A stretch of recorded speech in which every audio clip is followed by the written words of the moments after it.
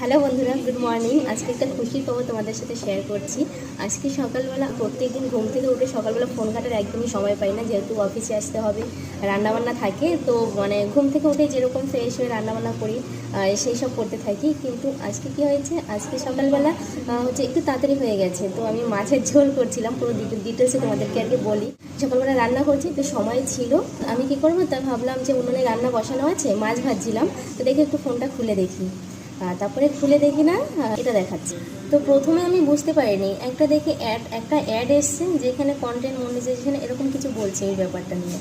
তো তারপরে আমি বুঝতে পারলাম না।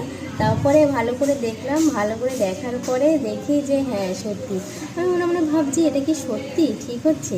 তারপর এদিকে রান্নাও বসিয়ে দিয়েছি, রান্নাও করে যাচ্ছে, আমি সব রেখে দেখে আবার রান্নাঘরে চলে গেছি। আর রান্না করছি আর ভাবছি। তারপরে গিয়ে আবার ভালো করে দেখেছি। তারপরে আমি ভাবলাম যে না, হ্যাঁ সত্যি ঠিক আছে। কিন্তু আমি মনে মনে ভাবছিলাম যে আমার এত ফলোয়ার্স কম, এত ভিউজ কম, তাহলে কী করে এটা হলো।